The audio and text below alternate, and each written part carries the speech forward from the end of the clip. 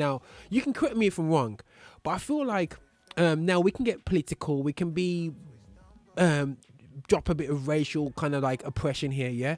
But we was going somewhere as a community when I was a kid. I'll never forget looking up to. We was going places, you know. We was all over TV, starting to become a TV from the stereotypical TV of, let's not get twisted, the Alf Garnett's perception of black people on TV, and we're starting to become Love Thy Neighbor and all this stuff, Love by yeah, which was people just do not realize, if you ever put that into YouTube and watch some of the things that was said, you'd think, how on earth did that get on TV? I'm afraid it was accepted, but we was changing, and it was positive. You know what I mean? And we was putting on big events. I was going to events where it was no American acts, and there's 500 people. I remember going to see Sounds of Blackness. The show was sold out after a couple weeks. You know, and I'm like, but now I feel like there's been a slow regression over the years.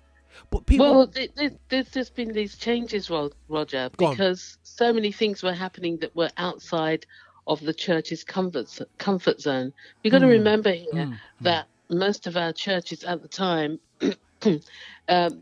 young people were the sort of like one of the, well, still are now, but in a different way then, because we were first to be seen and heard as Sunday school children, you know, sunshine bands and all this sort of thing. But suddenly here we were as teenagers growing up. We were that second generation, you know, coming from our parents. And the music of the church at the time was those special individuals like Noel Robinson's father, like you got Roy, who used to go around playing as well, Reverend Carmel Jones, John Fisher's father, who were, you know, and many others from different church denominations, Seventh-day Adventists, New Testament Church of God of Prophecy, of course, who had those key individuals who influenced other individuals, that second generation, my line of people, into thinking about playing an instrument that much more. So when we talk, when I heard at the homegoing service at Trevor Prince how influential he'd been at the root of so many people, you know, there's Joseph Ross, and even I understand Noel Robinson saying how much Trevor Prince influenced him. Yeah, what of Trevor Prince will talk about the people that influenced him. So there was another step before Trevor Prince, and you know, I think he spoke of Ozzie Williams and number. Yeah, that's it. Who became the head of Josh McCullough, Church of God of Prophecy at one point. Yes. For me, I remember Bishop McIntyre of New Testament Church of God. He played the saxophone, and you know, he was one of the first music ministers, you know, that was high up in the echelons of the church system that actually had a connection with really caring about music. And his children were an important part of the way in which music was taken a hold of in the church. And I remember the New Testament Church of God's big recording. They recorded an album at a convention. And it was amazing to listen to that as a recording.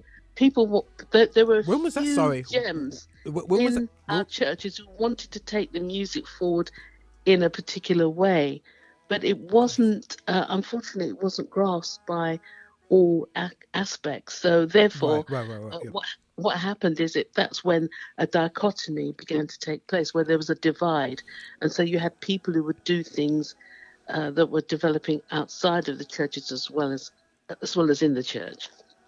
Right. So going back to, you mentioned about recording at New Tea Convention, just to make that clear, that wasn't this side of the century, was it? That was in the 90s, isn't it? Was that in the 90s or 80s? No, that would have been in 19. I think that would have been the late 70s. I think 70s? That recording would have been the late 70s. That recording, because there are actually quite a few different recordings of gospel acts, compilation albums that were done. I discovered the other day, and I will try and post it up for people to see. I took a photograph of the album, where somebody from an independent label recorded groups of the day, and maybe that was the only recording they ever did. And you think of those big tapes that we used, those tracks, tapes that were. It was just so expensive to record anything. Yes, it was. Yeah, and that's one of the reasons why a lot of people didn't get to record, because it was absolutely so expensive. So young people today who've got their music, they are really... they're fortunate, man. They don't know what they got, sis, man. Like, yo, they're just like, we're just banging out tracks from our house, man. You know what I mean? And they're banging. It's like before, I don't know if you remember, like, sis, like the mastering process was a scary process. It's like, I've done a track, but I've got to send it off to get mastered. And it's like a scary process. None of them things are nothing to worry about now.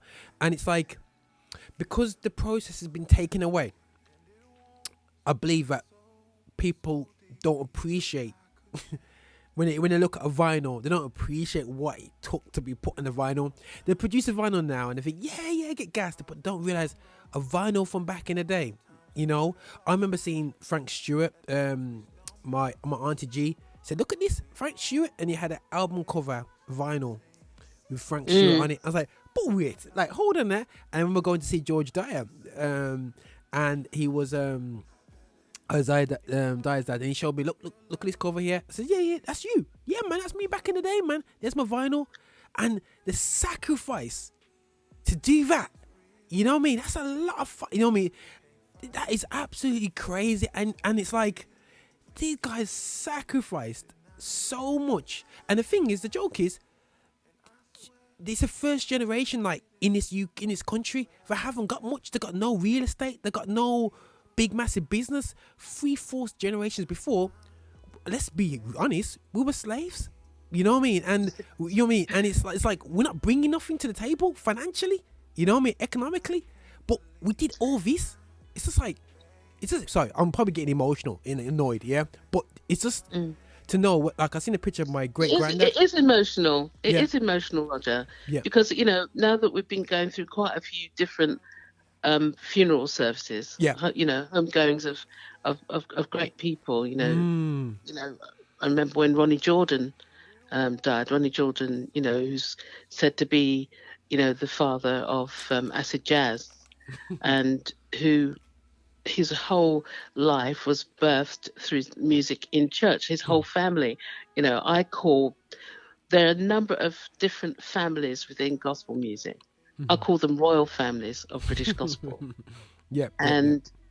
For me, any time that there is more than one person within a family that has a connection with the music, whether they create it or whether they give platforms for it, like you have been. I mean, you've been amazing, Roger. Oh. And I'm not saying this because I'm on your program. I'm saying this because of that.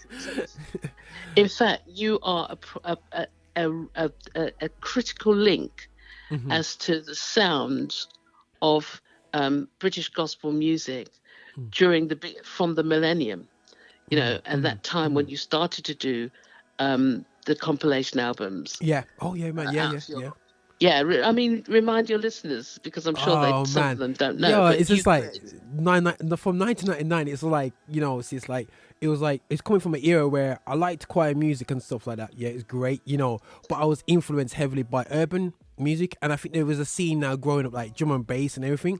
And I just got married, my wife singing and whatever. We said, you know what, let's do something a bit more different, because we both was like, we're cool with gospel, yeah, but this is us, man. We're like, we in the UK, but we've got a sound, and we just came with a single. My wife, 1999, we came with when we started doing compilation albums, working with artists and just putting out gospel for you, gospel for you 2, gospel for you 3, just not ashamed. And so there's been a number of projects that we've been doing, and even turning to lift, and we continue to try to do it.